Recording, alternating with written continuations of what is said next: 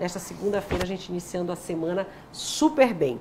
E agora conversamos com a Rosiane Norá, que é arquiteta, é urbanista, é professora da Universidade Federal do Pará e vem falar de uma novidade, que é o curso de conservação e restauração, que é um curso novo da UFPA, ligado à Faculdade de Arquitetura da Universidade também. Isso é importante, a gente vai saber por quê, que agora a gente conta com o curso de conservação e restauração de bens móveis e integrados, né, Rosiane? Primeiro, te agradecer por ter vindo, viu? Eu agradeço, em nome do LACORE, da universidade, de estar aqui conversando sobre essa novidade. Né? Que é o primeiro curso da região amazônica, né? Não só da região amazônica. Em todo o Nordeste e Centro-Oeste não há um curso nessa formação. Existem alguns cursos técnicos no Brasil, existem cursos de bacharelado também, mas esse na região Norte é o primeiro, Nordeste e Centro-Oeste também. Bacana. Então, parabéns, né? É graduação. Parabéns ao UFPA, né? A Faculdade de Arquitetura. Eu só queria, antes da gente começar a fazer perguntas, o Barrada já deve ter várias perguntas para fazer, que você explicasse uma coisinha. O curso, ele é de conservação e restauração de bens móveis e integrados. Exatamente. Bens móveis, assim, de um modo geral, todo mundo sabe o que é. Mas o que vocês consideram os bens integrados, então? Vamos lá, imagina uma igreja, né? A igreja, ela tem uma série de elementos decorativos que estão ali integrados à sua estrutura. Essa especialidade, dependendo se é uma talha, se é um douramento, se é uma pintura especial, uma escaiola, uma técnica específica, ela precisa de um restauro adequado. Então, por isso que a terminologia, você trabalha com bens móveis, mas também os bens integrados aos imóveis. Entendi. Né? Se fosse isso, mas eu queria procedimento, esse processo, né? Quanto tempo qualificação com esse perfil na zona que as professoras Thaís Sanjá e Flávia Palácios, e ao longo desses anos todos, são mais de 10 anos de trabalho, ele vem se especializando cada vez mais, qualificando a equipe, de tal forma que hoje nós temos assim um conhecimento estabelecido sobre a Amazônia, as nossas especificidades e esse saber, esse olhar para o que é que deve ser feito com o nosso patrimônio cultural, que é bastante diversificado. Com esse amadurecimento, né, nós sentimos a necessidade de trabalhar numa formação a título de graduação. É muito importante entender que muitas coisas que ocorrem, você é bem intencionado, mas a falta de conhecimento pode levar a um bem cultural que é único e levar à perda dele, por falta de conhecimento. Quer dizer, você tem a boa intenção, você quer fazer corretamente, mas não tem o conhecimento adequado. Quando se fala em restauro, né? Então, é muito comum você viajar na nossa imensa região e encontra relíquias, e elas estão ali, receberam camadas e camadas de pinturas que não são compatíveis com o material. E aí você acaba degradando ao invés de conservar. Então, tira o valor, né, de certa forma. Tira. É muito comum que se ocorra a perda ou se acelere por falta de conhecimento a deterioração do material. Então, a técnica não é só você conhecer bem o material, mas também saber intervir. E isso também exige uma ética. Né? Nós estávamos ouvindo ele falar da bioética, né? De você pensar com responsabilidade. Né? Acima de tudo isto não é meu, não me pertence, mas pertence a todos. E nesse sentido, a nossa responsabilidade de intervir, qualquer que seja este bem cultural, ele deve ser no mais perfeito conhecimento e responsabilidade com o objeto. Rosiane, hoje, antes do advento desse curso de graduação, esse trabalho, essa lacuna era suprida por profissionais da arquitetura, é isso? Na verdade, existem aqui na nossa região alguns setores, por exemplo, ligados ao próprio Sistema Integrado de Museus, que têm restauradores formados, inclusive, e auxiliares de restauro, né? Mas é muito restrito. E o conhecimento que está sendo proposto para esse novo, ele não se restringe a saberes trazidos e importados de outras práticas, mas também o que nós estamos trabalhando e construindo ao longo mais de uma década de pesquisa, de investigação científica e tecnológica, que, por expectativa desse curso, pretende e deve ser aplicado. Ou seja, ele tem um viés que é científico, tecnológico e de pesquisa, mas ele tem absolutamente a sua correlação prática. Então, é essa união do conhecimento científico e da prática, né, na aplicação direta da intervenção, da conservação e da preservação dos bens culturais. Rosiane, por que ele é um curso multidisciplinar? Né? Porque vocês precisam de muitos profissionais de áreas diferentes, por que isso? Pois é, isso é importantíssimo registrar, né? Você, quando vai intervir, precisa de conhecimento da química, da biologia. Imagina o que é, na nossa região, o impacto do intemperismo e da manifestação, por exemplo, biológica, seja na arquitetura e seja nos objetos. São os micro-organismos e também a vegetação é muito significativa na deterioração dos materiais. Quem é que traz esse conhecimento? Que a gente tem, né, que é muito alta, a umidade, né? Quer dizer, das condições do globo terrestre, as nossas são as mais críticas, que alta temperatura e umidade elevada.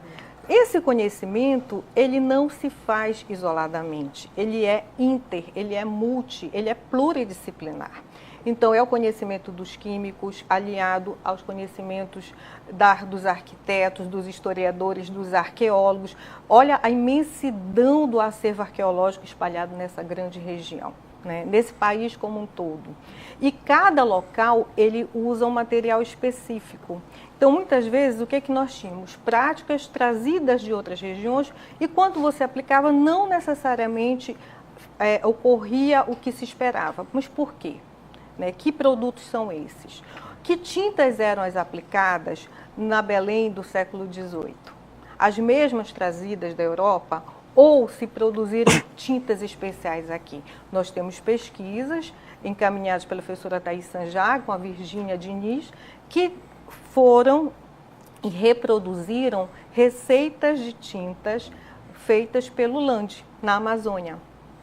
Quer dizer, como que isso foi trabalhado pelo olhar estrangeiro nessa região?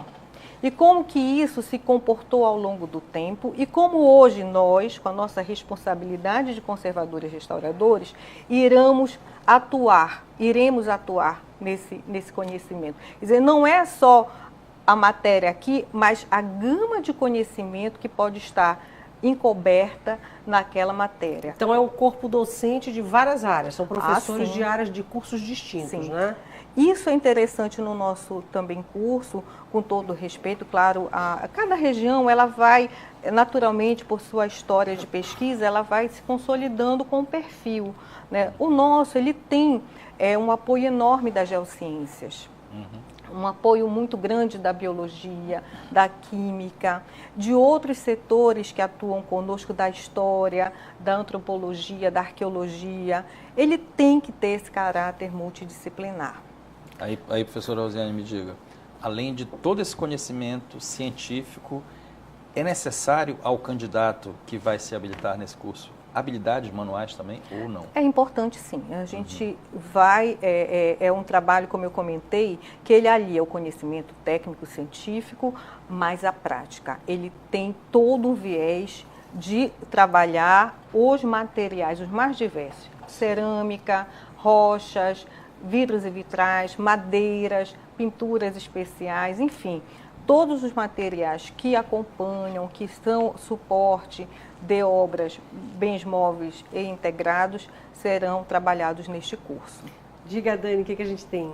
A Patrícia Silva já respondeu a sua pergunta. Patrícia Silva do Marizal, gostou das canecas, estão aprovadas, Renata. Ah, que bom, Nelson estamos fazendo Pinto, a pesquisa, né? Isso, Nelson Pinto, apicultor de Curuçá, do município de Curuçá, elogiando o programa, obrigada. Professora Eunice do Guamá, elogiando também o programa, falando dos assuntos de hoje muito interessantes. Obrigada. E que estava sentindo falta do Paulo Barradas como debatedor. Olha que Tá maravilha. vendo? Vou enviar que me tenha de regresso. Você não pode ficar muito tempo longe da bancada do Sem Censura Pará. Obrigado, Os telespectadores sentem. Isso. E, Sentem Renata, falta. o Diga. José Vinícius Muniz, do bairro do Marizal, quer saber a partir de quando estará disponível o curso. E a Larissa Soares, de São Brás, quer saber um pouco mais sobre a duração do curso e formas de ingresso. Então, pronto. Eram as perguntas que nós íamos fazer. O curso já está implantado, ainda não? Quando será? Enfim. Nós estamos trabalhando para que ele entre no vestibular agora de 2019. Então, o processo é o seletivo tradicional, entra normalmente pela UFPA. Serão 4 anos de curso. Inicialmente, trabalharemos com 30 vagas de acesso. Então, ainda vai esperar, né? Agora só foi a criação dele, todos os trâmites Rosiane, posso? e tal, né? Posso? Pode. Rosiane, a gente conhece até então, ou está mais acostumado, a figura do restaurador de imóveis, né? Imóveis históricos, etc. Este profissional aqui é diferente, ele vai trabalhar exclusivamente com peças móveis, basicamente relíquias, como você falou, é isso? Sim, sim. Esse é um profissional para bens móveis e integrados. Integrados, Exatamente. ele não está habilitado a trabalhar com imóveis. Até porque, por exemplo, eu sou arquiteta com formação e especialização na área de restauro, né? As outras arquitetas que trabalham conosco, a professora Thaís e a professora Flávia, também têm formação, mestrado na área de patrimônio, quer dizer, somos todos arquitetos e restauradores de formação. Mas o mesmo arquiteto e restaurador, ele tem uma atuação que é o projeto como um todo, ele tem toda uma gama de trabalho de coordenar e pensar teoricamente, pensar eticamente como será feita a intervenção. Mas esse trabalho específico, ele é do conservador restaurador. Né? Então, esse profissional que está preparado, ele vai atuar de forma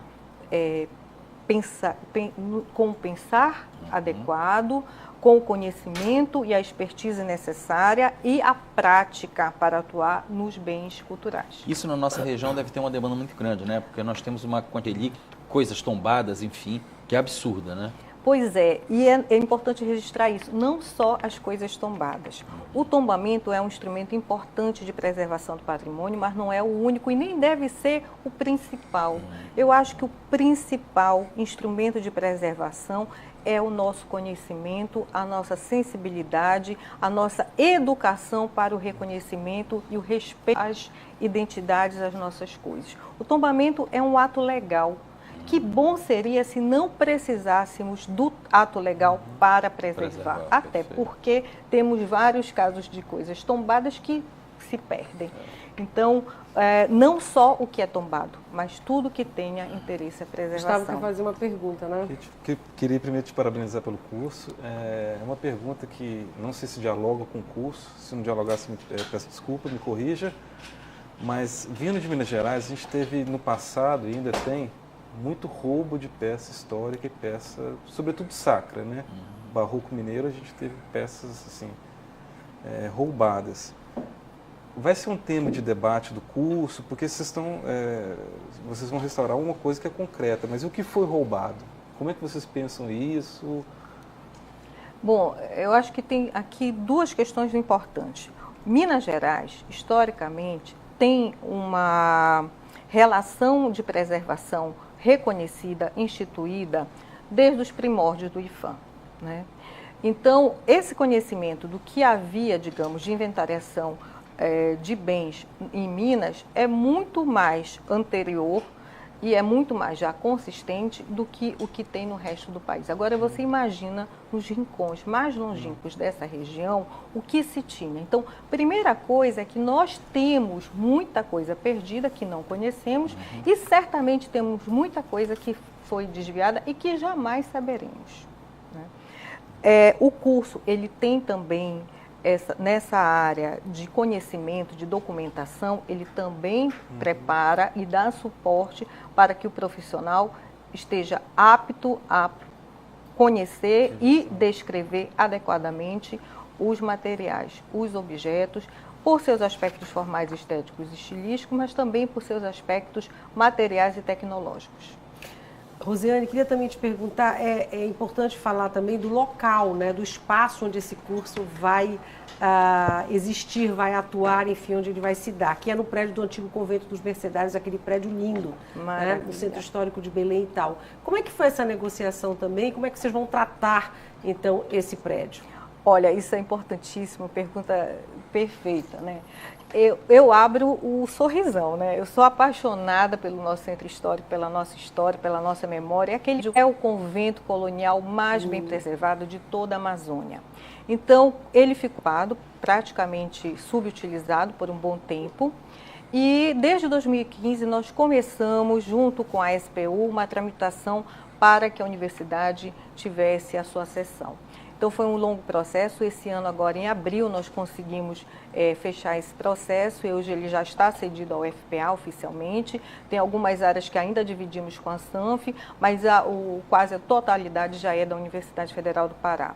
Qual é o melhor lugar, né? Estar dentro do centro histórico. A ideia é que o próprio monumento seja objeto de prática desse curso, de pensar. E a ideia também é que cada semestre a gente também possa atuar adotando prédios dentro do centro histórico que sirvam à prática, claro, responsável, depois dos nossos alunos devidamente qualificados, para que também ajudem a pensar e restaurar, enfim, os mais diversos materiais, azulejaria. A professora Thaís é uma especialista, né? Especialista, né? Eu diria que hoje é a maior nome na preservação de azulejaria, na tecnologia no país.